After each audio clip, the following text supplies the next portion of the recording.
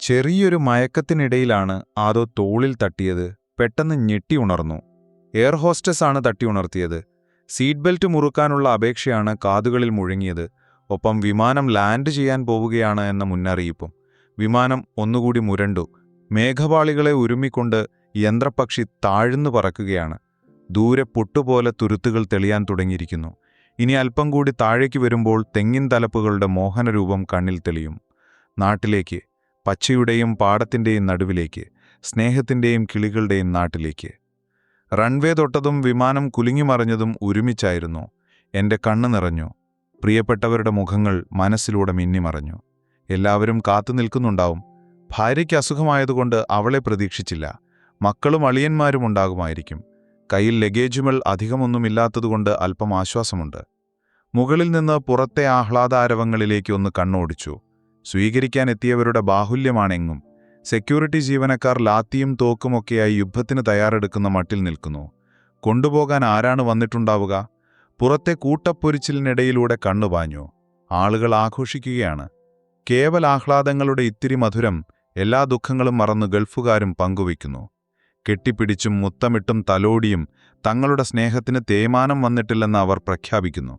ചിലർ വർഷങ്ങളുടെ നീണ്ട പ്രവാസ ജീവിതത്തിന് ശേഷം ബന്ധുക്കളുടെ മുഖം ഒരിക്കൽ കൂടി കണ്ട നിർവൃതിയിൽ കരയുന്നു. ടാക്സി ഡ്രൈവർമാരും റിയാലിൻ്റെ ആവശ്യക്കാരും ശർക്കരയിൽ ഉറുമ്പ് പൊതിയുന്നതുപോലെ ഗൾഫുകാരെ വലം വയ്ക്കുന്നു. ആകെ ബഹളമായ അന്തരീക്ഷം. ബാഗുകളും രേഖകളും ഒരു ട്രോളിയിൽ വെച്ച് മുഖത്ത് പ്രസാദപൂർണമായൊരു ചിരിയും ഫിറ്റ് ചെയ്ത് പതുക്കെ ഞാൻ പുറത്തേക്ക് നടന്നു. ആരായിരിക്കും സ്വീകരിക്കാൻ വന്നത് എന്നറിയാനുള്ള ചിരപുരാതനമായൊരാകാംക്ഷ എന്നിട്ടും കണ്ണുകളിലുണ്ടായിരുന്നു. ഇല്ല, പരിചിത മുഖങ്ങളൊന്നും കാണാനില്ല. ഒരുപക്ഷെ പുറത്ത് വെയിറ്റ് ചെയ്യുകയായിരിക്കും. ടാക്സിക്കാരുടെ പരിധി വിട്ട ബഹളമാണെങ്ങും. ഒരു ഡ്രൈവർ സമീപത്തേക്ക് വന്ന് ട്രോളി ബലമായി പിടിക്കാൻ ഒരു ശ്രമം നടത്തി. വേണ്ട, വണ്ടി വന്നിട്ടുണ്ട്. അത് കേട്ടതും അയാൾ മുഖം കറുപ്പിച്ച് അടുത്ത ഇരയെ തേടിപ്പോയി. എന്നിട്ടും അല്പസമയം നോക്കി. ആരെയും കാണുന്നില്ല. ആരെ മൊബൈലാണോന്ന് വിളിക്കുക.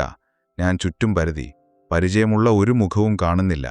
ദൂരെ നിന്നും തൻ്റെ സമീപത്തേക്ക് ഓടിക്കിതച്ചു വരുന്ന ഭാര്യയുടെ മൂത്ത സഹോദരനും ചെറിയ സഹോദരനും മകനും. ഞങ്ങളൽപ്പം താമസിച്ചുപോയ അളിയാ, ബ്ലോക്കിൽപ്പെട്ടു. സൗദിയിലെ പോലെ ഇവിടെ റോഡുകൾ വികസിക്കുന്നില്ല, വാഹനങ്ങളെ വികസിക്കുന്നുള്ളൂ. ഇവിടുത്തെ രാഷ്ട്രീയക്കാർക്ക് സരിതയുടെ പിറകെ നടക്കാനേ സമയമുള്ളൂ. എന്താ ചെയ്യാ? ഞാനൊന്നും മിണ്ടിയില്ല. 1.5 മണിക്കൂറോളം നീണ്ട ഓട്ടം കഴിഞ്ഞ് വീട്ടിലേക്കുള്ള പോക്കറ്റ് റോഡിലേക്ക് കാർ പ്രവേശിച്ച് അല്പം ദൂരം കഴിഞ്ഞപ്പോഴേക്കും വീട് ദൂരെ നിന്നും കാണുന്നുണ്ട്. ഒരു മുരൾച്ച പോലെ കാർ മുറ്റത്തേക്ക് കയറി നിന്നു. എല്ലാവരും വീടിൻ്റെ പൂമുഖത്ത് തന്നെ കാത്തു നിൽക്കുന്നു. ഭാര്യയെ മാത്രം അവിടെയൊന്നും കാണാനില്ല.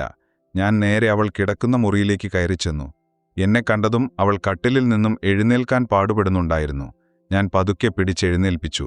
കൈ പിടിച്ച് സലാം പറഞ്ഞു. ആ വേദനകൾക്കിടയിലും അവൾ എന്നെ നോക്കി പുഞ്ചിരിച്ചു. ഞാൻ പതുക്കെ അവളുടെ നെറുകയിൽ ഒരു ഉമ്മ കൊടുത്തു. ഫോണിൽ കൂടി പറഞ്ഞു കേട്ടതിലും കൂടുതലായി ശരീരം നേരെ ശോഷിച്ചിരിക്കുന്നു. 1.5 വർഷം മുമ്പ് മക്കയിൽ നിന്ന് ഞങ്ങൾ പിരിയുമ്പോൾ ഉള്ളതിനേക്കാളും പാടെ മെലിഞ്ഞിരിക്കുന്നു. വയറാണെങ്കിൽ സാമാന്യത്തിലധികം വീർത്തിരിക്കുന്നു. പരസ്പരം ഞങ്ങൾ ഒരു നിമിഷം കണ്ണുകളിലേക്ക് തന്നെ നോക്കി നിന്നു. രണ്ടുപേർക്കും ഒന്നും പറയാനില്ല, എന്നാൽ എന്തൊക്കെയോ പറയാനുണ്ട് താനും. ഭക്ഷണമൊക്കെ കഴിച്ച് ചെറുതായി ഒന്ന് മയങ്ങിയിട്ടേ ഉള്ളൂ. പെട്ടെന്നൊരു ശബ്ദം കേട്ട് ലൈറ്റ് തെളിച്ചു നോക്കുമ്പോൾ ഭാര്യ ഒരു കപ്പും കയ്യിൽ പിടിച്ച് അതിലേക്ക് ഛർദ്ദിക്കുന്നു. കൊഴുത്ത ഒരു തരം നീരാണ് ഛർദ്ദിക്കുന്നത്. പിറ്റേന്ന് രാവിലെ തന്നെ ഞങ്ങൾ മെഡിക്കൽ കോളേജിലേക്ക് പുറപ്പെട്ടു. OP ഇല്ലാത്തതുകൊണ്ട് നേരെ കാഷ്വാലിറ്റിയിലേക്കാണ് പോയത്. കയ്യിലുണ്ടായിരുന്ന എല്ലാ റിസൾട്ടുകളും അവിടെ കാണിച്ചു. 2 ഡോക്ടർമാർ നോക്കിയിട്ട് പുറത്തേക്ക് വന്നിട്ട് ചോദിച്ചു, ഭാര്യയ്ക്ക് ഗർഭമുണ്ടോ? ഞാനാകെ ഞെട്ടിപ്പോയി. ഇവരെന്തായി ചോദിക്കുന്നത്? ഇവർ MBBS തന്നെയാണോ പഠിച്ചത് എന്ന് ഞാൻ സംശയിച്ചു. ഇല്ലാന്ന് പറഞ്ഞു. ഉറപ്പാണോ? സാറേ, ഞാൻ 1.5 വർഷമായി സൗദിയിലാണ്. ഇന്നലെയാണ് എത്തിയത്. ഭാര്യയ്ക്ക് ക്യാൻസറാണ് വയറ്റിൽ. ഓഹോ, നിങ്ങൾ രോഗിയെയും കൂട്ടിപ്പോയി ഈ ടെസ്റ്റിൽ ചെയ്തിട്ട് റിസൾട്ടും കൊണ്ടുവരിക. Urine, blood, scanning, X-ray. ഇത് എഴുതി തന്നിട്ട് അവരടുത്ത രോഗിയെ പരിശോധിക്കാൻ പോയി. ഉച്ചയായപ്പോഴേക്കും എല്ലാ റിസൾട്ടുകളും കിട്ടി. റിസൾട്ടുകളെല്ലാം നോക്കിയിട്ട് ഭാര്യയെ വീണ്ടും പരിശോധിച്ചു. എന്നിട്ട് പറഞ്ഞു, മൂത്രം പോകാത്ത കുഴപ്പമുണ്ട്. ട്യൂബ് ഇടേണ്ടി വരും. മരുന്ന് കൊടുത്തു കഴിഞ്ഞാൽ ശരിയായിക്കോളും. അധികം താമസിയാതെ മൂത്രം പോകാൻ ട്യൂബ് ഇട്ടു. ഇനിമാ മരുന്നുള്ളിലേക്ക് കൊടുത്ത് ബാത്റൂമിൽ പോയതും ഭാര്യയുടെ നിലവിളിയാണ് കേട്ടത്. എന്തു ചെയ്യണമെന്ന് എനിക്കറിയുന്നില്ല. അത് അല്പനേരം നീണ്ടു നിന്നു. വീട്ടിലേക്ക് തിരിക്കാൻ നേരം ഞാൻ ഡോക്ടറോട് ചോദിച്ചു, സാറേ, ഭാര്യയുടെ ഈ വയറ് കുറയാൻ യാതൊരു മാർഗവുമില്ലേ? ഇല്ല, യാതൊരു മാർഗവുമില്ല. ഈ അസുഖത്തിൻ്റെ ലക്ഷണമാണിത്. അല്ല, വന്നപ്പോഴെല്ലാ റിസൾട്ടും നോക്കിയിട്ട് ഞങ്ങളോട് ചോദിച്ചല്ലോ ഭാര്യയ്ക്ക് ഗർഭമുണ്ടോന്ന്. ഗർഭം വല്ലാതും കണ്ടോ? അല്ല, ശരിക്കും നിങ്ങൾ MBBS തന്നെയാണോ പഠിച്ചതെന്ന് ചോദിച്ചു. അയാളൊന്നും മിണ്ടാതിരുന്നതോടെ ഞാൻ ഭാര്യയെയും കൂട്ടി മെഡിക്കൽ കോളേജിന്റെ പടിയിറങ്ങി. വീട്ടിലെത്തിയ അന്നു മുതൽ ഉറക്കമില്ലാത്ത രാത്രികളായിരുന്നു പിന്നീട്. ഭാര്യയുടെ അസുഖത്തെ തുടർന്നുള്ള വേദന താങ്ങാൻ പറ്റാതെയുള്ള കരച്ചിൽ കെവിയിൽ വന്ന് അലച്ചുകൊണ്ടിരിക്കുന്നു. ഇനി എന്താണ് ചെയ്യുക എന്ന് ഞാൻ പലവട്ടം ആലോചിച്ചു. 2 ദിവസത്തിനു ശേഷം അടുത്തുള്ള ഹെൽത്ത് സെന്ററിലെ പാലിയേറ്റീവ് കെയറിൽ പോയി വിവരം പറഞ്ഞു. അവിടെയുള്ള നല്ലൊരു സിസ്റ്റർ വീട്ടിൽ വന്ന് ഭാര്യയുടെ വയറ് തൊട്ടുനോക്കിയിട്ട് പറഞ്ഞു, ഇതിൽ നല്ല നീരുണ്ട്. ഇവിടെ ഹെൽത്ത് സെന്ററിൽ കുത്തിയെടുക്കാവുന്ന സൗകര്യമില്ല. നിങ്ങൾ മെഡിക്കൽ കോളേജിലെ പാലിയേറ്റീവിൽ പോയി അവിടെ നിന്ന് നീര് കുത്തിയെടുക്കണം. ഞാൻ അങ്ങോട്ട് ചീട്ടെഴുതി തരാം. സിസ്റ്ററെ, ഇതൊന്നും കോളേജിലെ കാഷ്വാലിറ്റിയിലെ ഡോക്ടർമാർ പറഞ്ഞില്ലല്ലോ. അതൊന്നും അവർക്കറിയാത്തതുകൊണ്ടാണ്. ചികിത്സ എന്നതിന്ന് ആതുര സേവനത്തിൽ നിന്ന് ബിസിനസ്സിലേക്ക് മാറിയതുകൊണ്ടാണ് അവർക്കറിയാത്തത്. നിങ്ങൾ നാളെ രാവിലെ തന്നെ പോകണം. ഇവിടെ നീര് കുത്തിയെടുക്കാൻ സൗകര്യമില്ല എന്ന് പറഞ്ഞത് നീരെടുക്കുന്നതിനു മുമ്പ് ഒരു മരുന്ന് വയറ്റിലേക്ക് കൊടുക്കണം. അതിവിടെ ഇല്ല. മാത്രമല്ല, നീരെടുക്കുമ്പോൾ ഏത് നിമിഷവും BP കുറയാൻ സാധ്യതയുണ്ട്. അതുകൊണ്ട് തന്നെ രോഗിയുടെ കൂടെ ഡോക്ടർ എപ്പോഴും വേണം. ഒരു ഡോക്ടറിന്റെ സാന്നിധ്യത്തിലേ നീര് കുത്തിയെടുക്കാൻ പാടുള്ളൂ എന്നും പറഞ്ഞ് ചീട്ടെന്റെ കയ്യിൽ തന്നു. ഭാര്യയുടെ വയറിന്റെ 2-3 ഭാഗങ്ങളിലായി കുത്തി നോക്കിയിട്ടും നീര് കിട്ടുന്നില്ല. അവസാനം അവർ പറഞ്ഞു, നിങ്ങൾ അടുത്തുള്ളൊരു സ്കാനിംഗ് സെന്ററിൽ പോയി നീര് നിൽക്കുന്ന സ്ഥാനം അടയാളപ്പെടുത്തിയിട്ട് വരണം. പോയി വന്നപ്പോഴേക്കും BP കുറവായതുകൊണ്ട് അന്ന് നീര് കുത്തിയെടുത്തില്ല. അന്ന് അവിടെ അഡ്മിറ്റാക്കി. പിറ്റേന്ന് രാവിലെ തന്നെ 4 ലിറ്റർ നീര് കുത്തിയെടുത്തു. അപ്പോൾ തന്നെ വയർ പകുതിയൊന്ന് കുറഞ്ഞിട്ടുണ്ട്. നീര് മുഴുവനായി വാർന്നു കഴിഞ്ഞപ്പോൾ വയറ്റിലെ ക്യാൻസർ സെല്ലുകൾ വലുതായി മുഴച്ചു നിൽക്കുന്നത് കാണാം. ഇതോടെ ഒരു കാര്യം മനസ്സിലായി. മെഡിക്കൽ കോളേജിലെ ഡോക്ടർമാർ ചിലരൊക്കെ LKG വിദ്യാർത്ഥികളെ പോലെയാണ്. ഒരു ഹെൽത്ത് സെന്ററിലെ നഴ്സിന്റെ അത്രയും വിവരമില്ല എന്ന് ചുരുക്കം. അതുകൊണ്ടാണല്ലോ ഈ രോഗത്തിന്റെ ആദ്യഘട്ടത്തിൽ 4.5 മാസം മെഡിക്കൽ കോളേജിൽ കാണിച്ചിട്ടും അവർക്ക് രോഗം കണ്ടുപിടിക്കാൻ കഴിയാതെ പോയത്. 3-ാം ദിവസം വീണ്ടും നീര് കുത്തിയെടുത്തു. അപ്പോഴും 3.5 ലിറ്റർ എടുത്തു. ഇതിങ്ങനെ തുടർന്നോ? നീര് കുത്തിയെടുക്കുന്ന ദിവസങ്ങളിൽ ഛർദി അല്പം കുറവ് വരും. വയറ്റിൽ നീര് കൂടുന്നതിനനുസരിച്ച് നീര് നീക്കം ചെയ്യാതെ വരുമ്പോൾ വയറ്റിലെ നീര് ഛർദിയുടെ രൂപത്തിൽ പുറത്തുവരും. ദിവസം ചെല്ലുന്തോറും രോഗിയുടെ സ്വഭാവം മാറി വരാൻ തുടങ്ങി. നീര് കാലിലേക്കും വ്യാപിച്ചു. ചിലപ്പോൾ കടും പച്ചനിറത്തിലായിരിക്കും ഛർദിക്കുക, ചിലപ്പോൾ കറുത്ത മുന്തിരിയുടെ കളറിൽ, മറ്റു ചിലപ്പോൾ മഞ്ഞ കളറിൽ, പിന്നെ ഇറച്ചി കഴുകിയ വെള്ളം പോലെ, അതിൽ ഇറച്ചി കഷ്ണം പോലെയും. ഇതിങ്ങനെ തുടർന്നു. ഇപ്പോൾ നീര് കുത്തിയെടുക്കുമ്പോൾ ഇടതുകാലിൽ നിന്ന് വയറിലേക്കൊരു പ്രത്യേക വേദനയാണ് കയറുന്നത്. വേദന സംഹാരിയായ ക്യാൻസർ രോഗികൾക്ക് കൊടുക്കുന്ന ഗുളിക കൊടുത്താലും, ചിലപ്പോൾ വേദന ശമനത്തിന് നാവിൽ മരുന്നെറ്റിച്ചു കൊടുത്താലും വേദനയ്ക്ക് ശമനം ഉണ്ടാവില്ല. നിലവിളി തുടർന്നുകൊണ്ടേയിരിക്കും. അതുകൊണ്ടുതന്നെ വേദന വരുമ്പോൾ തന്നെ കുത്തിയെടുക്കൽ നിർത്തും. ഞാൻ പല പ്രാവശ്യം ചിന്തിച്ചു, 1.25 വർഷമായി അവളിൽ നിന്ന് മറച്ചുവെച്ച രോഗത്തെപ്പറ്റി ഇനി പറയണം. ഇനിയും അവളോട് രോഗത്തെപ്പറ്റി പറഞ്ഞില്ലെങ്കിൽ മരണവേദന വന്നാൽ പോലും അവൾക്ക് ദിക്റ് ചൊല്ലാനാവില്ല. രോഗമറിഞ്ഞാൽ ആദ്യത്തെ 1-2 ദിവസം ഒരു വിഷമമുണ്ടാവാം. സാരമില്ല, പറയണം. രോഗമറിഞ്ഞാൽ പല നേട്ടങ്ങളുമുണ്ട്. ഒന്നാമതായി ദിക്റ് ചൊല്ലി മരിക്കാം. രണ്ടാമത് തൗബ ചെയ്യാം. മൂന്നാമതായി മറ്റുള്ളവരോട് എന്തെങ്കിലും തെറ്റുവന്നു പോയിട്ടുണ്ടെങ്കിൽ അവരോട് ക്ഷമിക്കാൻ പറയാം. നാലാമതായി വസീയത്ത് എന്തെങ്കിലുമുണ്ടെങ്കിൽ അവൾക്ക് പറയാം. ഇതൊക്കെയാണ് നേട്ടങ്ങൾ. ഞാൻ രോഗത്തെക്കുറിച്ച് പറയാൻ ഉറപ്പിച്ചു. ഇതുവരെ അവളോട് അസുഖം പറയാതിരുന്നത് അവളെ പരിശോധിക്കുന്ന ഡോക്ടർ പറഞ്ഞിട്ടാണ്. അവൾ രോഗമറിയാതെ എത്രത്തോളം പോകുന്നോ അത്രയും പോയിക്കോട്ടെ എന്നാണ് പറഞ്ഞത്. ഡോക്ടർ തന്നെ ഒരിക്കൽ പറഞ്ഞു, രോഗമറിയാതെ ജീവിതത്തിലേക്ക് തിരിച്ചുവരും എന്ന പ്രതീക്ഷയിലായതുകൊണ്ടാണ് 1.25 വർഷം തുടർച്ചയായി കീമോ ചെയ്യാൻ സാധിച്ചത്. ഈ 1.25 വർഷം കൊണ്ട് 38 കീമോയാണ് എടുത്തത്. സാധാരണ രോഗമറിഞ്ഞാൽ അത്ര തന്നെ മുന്നോട്ടു പോകില്ലായിരുന്നുവെന്നും ഡോക്ടർ കഴിഞ്ഞ പ്രാവശ്യം പറഞ്ഞിരുന്നു. ഭാര്യ ഇപ്പോഴും ജീവിതത്തിലേക്ക് തിരിച്ചുവരുമെന്ന പ്രതീക്ഷയിലാണ്. അതുകൊണ്ടാണല്ലോ കഴിഞ്ഞ മാസം ഞാൻ ഗൾഫിൽ നിന്ന് വിളിച്ചപ്പോഴും, നിങ്ങൾ ഇപ്പോൾ തന്നെ വരണ്ട, എനിക്കൊരു രോഗവുമില്ല, ഒരു വീട് പണിയുടെ തയ്യാറെടുപ്പിൽ മാത്രം നിങ്ങൾ വന്നാൽ മതി എന്ന് പറഞ്ഞത്. അസുഖത്തെക്കുറിച്ച് പറഞ്ഞാൽ എന്തായിരിക്കും അവരുടെ പ്രതികരണം എന്നതിനെ ഞാൻ ഭയപ്പെടുന്നു. ഈ ദൗത്യം മറ്റാരെയെങ്കിലും ഏൽപ്പിക്കാനും പറ്റില്ല. ആരും പറയില്ല. എന്തു ചെയ്യും? ഞാൻ കുറെ ചിന്തിച്ചു. വീട്ടിലാണെങ്കിലും ഹോസ്പിറ്റലിലാണെങ്കിലും അവളെ കാണാൻ കുടുംബക്കാരും അയൽവാസികളും നാട്ടുകാരും അവരുടെ കൂട്ടുകാരികളുമൊക്കെയായി വന്നുകൊണ്ടേയിരുന്നു.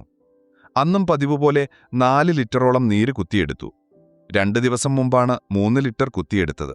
ഇപ്പോൾ 14 ദിവസം കൊണ്ട് തന്നെ 15 ലിറ്റർ നീര് കുത്തിയെടുത്തു. മെഡിക്കൽ കോളേജ് പാലിയേറ്റീവിലെ നല്ലൊരു ഡോക്ടറാണ് ഡോക്ടർ അമീർ അലി. അയാൾ എന്നെ വിളിച്ചിട്ട് പറഞ്ഞു, നിങ്ങളുടെ ഭാര്യ വളരെ ക്രിട്ടിക്കൽ സ്റ്റേജിലാണ് പോകുന്നത്. അതായത് ക്യാൻസറിന്റെ അവസാന സ്റ്റേജായ 4ത്തിലാണിപ്പോൾ.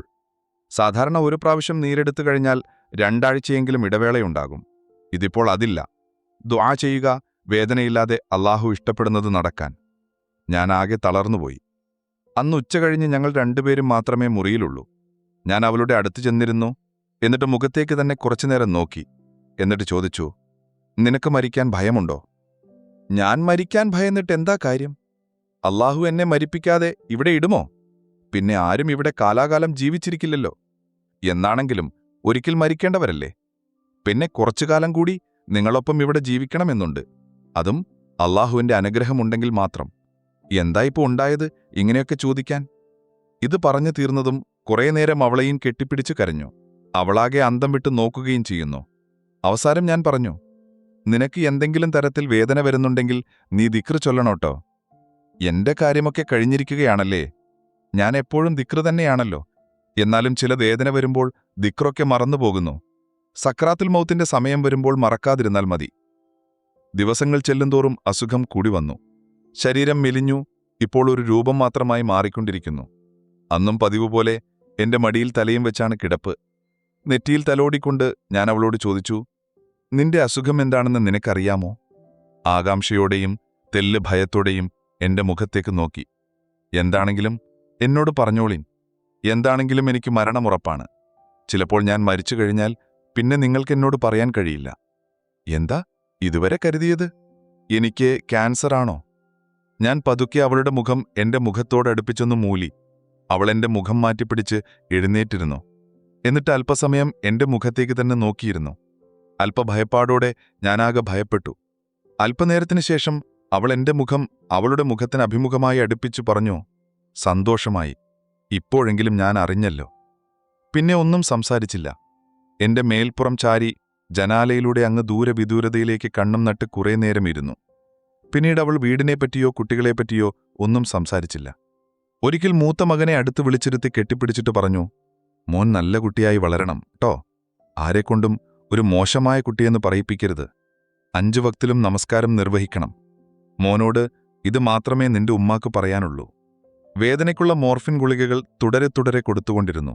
എന്നിട്ടും വേദന കുറവില്ലാതായപ്പോൾ ഗുളിക മാറ്റി ഒരു ദിവസം 3 ഗുളിക. ഒന്നുകൊണ്ട് ഏകദേശം 8 മണിക്കൂർ നേരം മയങ്ങിക്കിടക്കും. പലപ്പോഴും ഓർമ്മ നഷ്ടപ്പെടാൻ തുടങ്ങി അന്നുവരെ ഒറ്റ വക്ത് നമസ്കാരം പോലും ഒഴിവാക്കിയിരുന്നില്ല. കസേരയിൽ ഇരുന്നിട്ടും പിന്നീട് കിടന്നിട്ടും നമസ്കരിച്ചിരുന്നു. ഇപ്പോഴാണ് നമസ്കാരത്തിന് ഭംഗം വരാൻ തുടങ്ങിയത്.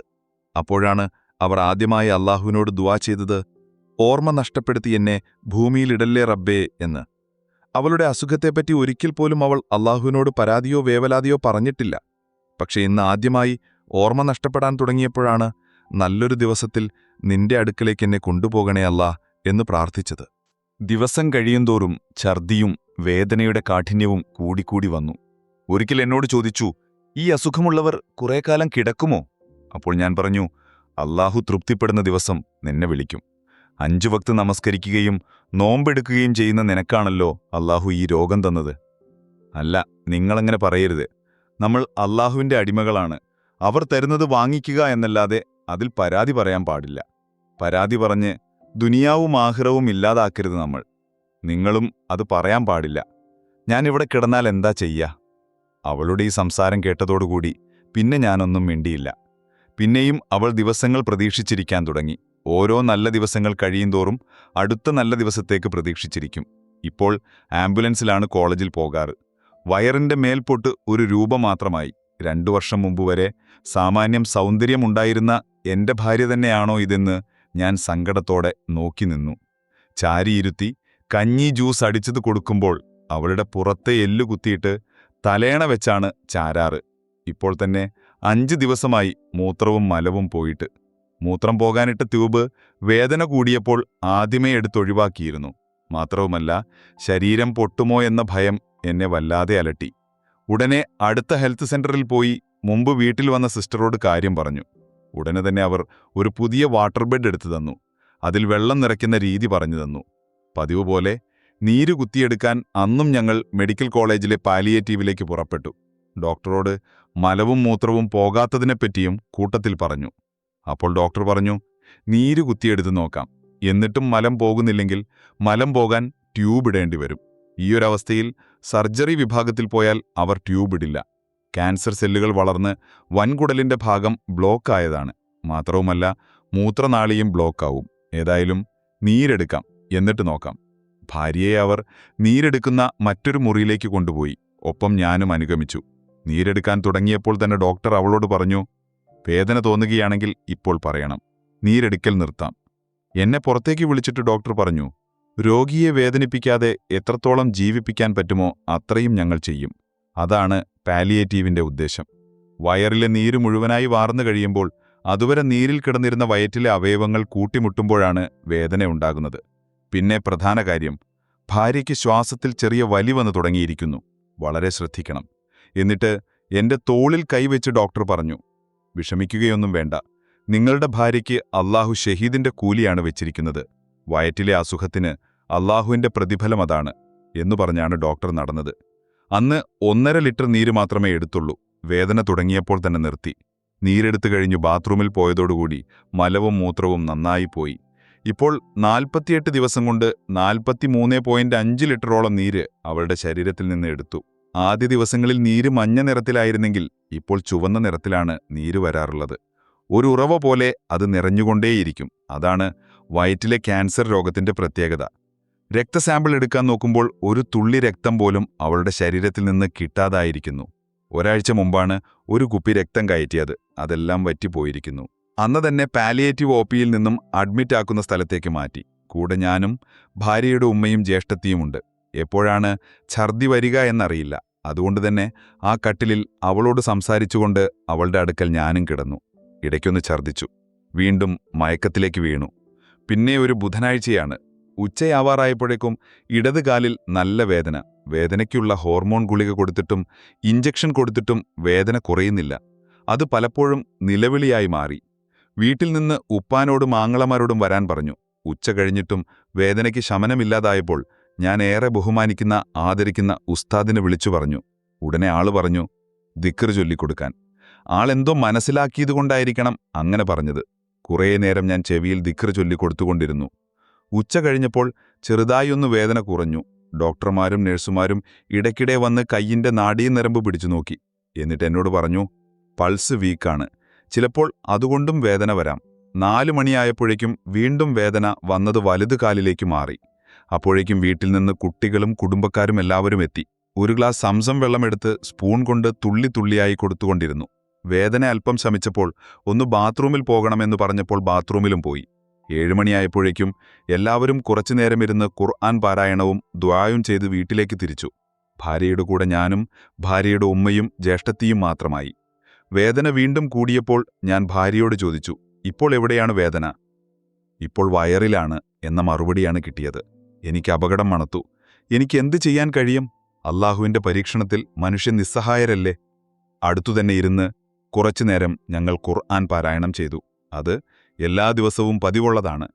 മഗ്രിബ് നിസ്കാരം കഴിഞ്ഞാൽ എല്ലാവരും അവളുടെ അടുക്കലിരുന്ന് കുറച്ചുനേരം ഖുർആൻ പാരായണം ചെയ്യും. അത് വീട്ടിലാണെങ്കിലും ആശുപത്രിയിലാണെങ്കിലും അങ്ങനെ തന്നെ. വേദന കൂടിക്കൂടി കരച്ചിൽ ഉച്ചത്തിലായപ്പോൾ ഞാൻ ഡോക്ടറെ വിളിക്കാൻ പോയി. പക്ഷേ അവിടെയൊന്നും ഡോക്ടറെ കാണുന്നില്ല. ഡോക്ടർ മറ്റൊരു വാർഡിലേക്ക് റൗണ്ട്സിന് പോയിരിക്കുകയാണ്. പെട്ടെന്നാണ് തൊട്ടടുത്ത റൂമിലെ ഒരു ചെറുപ്പക്കാരൻ ഓടി വന്നു പറയുന്നത്, നിങ്ങളോട് വേഗം വരാൻ പറഞ്ഞു. ഞാൻ ഓടി റൂമിലെത്തിയപ്പോൾ ഭാര്യ ഓരോ ശ്വാസത്തിനു വേണ്ടി ആഞ്ഞു വലിക്കുന്ന കാഴ്ചയും ഒപ്പം ഓരോ ശ്വാസം വലിക്കുമ്പോഴും ഉച്ചത്തിൽ ദിക്ർ ചൊല്ലുന്ന കാഴ്ചയുമാണ് കണ്ടത്. പെട്ടെന്ന് എന്റെ നിലയും മറന്ന് ഞാൻ നിലവിളിച്ചു. ഉമ്മയും ജ്യേഷ്ഠത്തിയും ദിക്ർ ചൊല്ലിക്കൊടുക്കുന്നതോടൊപ്പം എന്റെ പുറത്ത് തട്ടി. ഞാൻ ബോധവാനായി. ഒപ്പം ഞാനും അവരോടൊപ്പം ഇരുന്ന് ദിക്ർ ചൊല്ലിക്കൊടുത്തു. അപ്പോഴേക്കും വീട്ടിൽ നിന്നൊരു ഫോൺ കോൾ. മറ്റൊന്നും സംസാരിച്ചില്ല. എല്ലാവരോടും പെട്ടെന്ന് ആശുപത്രിയിലേക്കെത്താൻ പറഞ്ഞു. ശ്വാസത്തിനായുള്ള പിടച്ചിൽ 10 മിനിറ്റോളം തുടർന്നു. അപ്പോൾ ഒരിക്കൽ ആഞ്ഞുള്ള ശ്വാസം വലിയിൽ ഞങ്ങൾ 3 പേരെയും മാറി മാറി ഒന്ന് നോക്കി. അവളും ഉറപ്പിച്ചു, പോകുകയാണ്. യാത്ര പറയുന്ന നോട്ടം.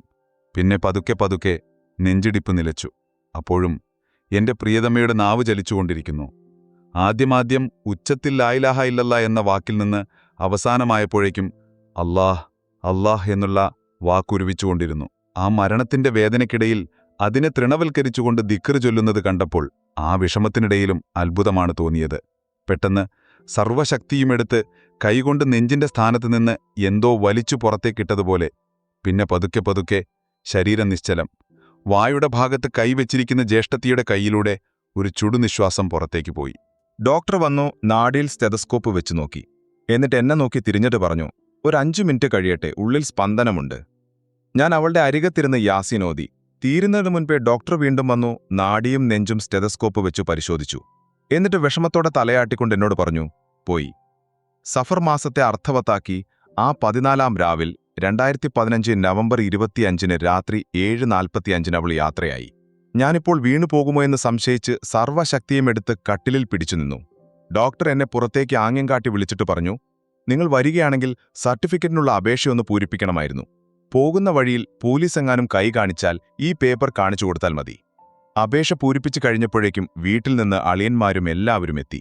പിറകെ ഭാര്യയെ ഹോസ്പിറ്റലിലേക്ക് കൊണ്ടുവന്ന ആംബുലൻസ് പുറത്തെത്തിയിരിക്കുന്നു എന്റെ പ്രിയതമയെ കൊണ്ടുപോകാൻ. ഞങ്ങൾ വീടടുക്കാറായപ്പോഴേക്കും ഞങ്ങളെ പ്രതീക്ഷിച്ച് റോഡിന്റെ 2 ഭാഗത്തും ആളുകൾ നിൽക്കുന്നു. വീട്ടിലും ആളുകൾ നിറഞ്ഞിരിക്കുന്നു. ഉമ്മ നഷ്ടപ്പെട്ട കുട്ടികളോട് ഉപ്പാക്ക് എന്തു പറഞ്ഞ് സമാധാനിപ്പിക്കാനാകും? മൂത്തവർ 2 പേരും ഉമ്മാന്റെ മയ്യത്തിന്റെ അടുക്കിലിരുന്ന് ഖുർആൻ ഓതുമ്പോൾ ഇതൊന്നും അറിയാതെ 4 വയസ്സുകാരൻ ചെറിയ മകൻ സമപ്രായക്കാരോടൊപ്പം അവിടെയൊക്കെ ഓടി കളിച്ചുകൊണ്ടിരിക്കുന്നു. പുലർച്ചെ 3 മണിയായപ്പോഴേക്കും ഭാര്യയുടെ മയ്യത്ത് കുളിപ്പിക്കാനെടുത്തുവച്ചു. രാവിലെ 8:45 ആയപ്പോഴേക്കും പള്ളിയിലേക്ക് പുറപ്പെട്ടു. കൂടെ നല്ലൊരു ജനവുമുണ്ടായിരുന്നു. അസുഖമായിരുന്ന സമയത്ത് അവൾക്ക് വേണ്ടി എല്ലാ വെള്ളിയാഴ്ചകളിലും ജുമുഅയ്ക്ക് ശേഷം ദുആ ഉണ്ടായിരുന്നു. അതുകൊണ്ട് തന്നെ ചെറുപ്രായത്തിലുള്ള അവളുടെ മരണം വിഷമത്തോടെയാണ് എല്ലാവരും കേട്ടത്. മയ്യത്ത് നമസ്കാരം കഴിഞ്ഞ് പള്ളിക്കാട്ടിലേക്ക് കബറിലേക്കിറക്കി ഓരോ വെട്ടുകല്ലും മുകളിൽ വെച്ച് കണ്ണിൽ നിന്ന് മറയുന്നത് നോക്കി നെടുവീർപ്പോടെ ഞാൻ നിന്നു.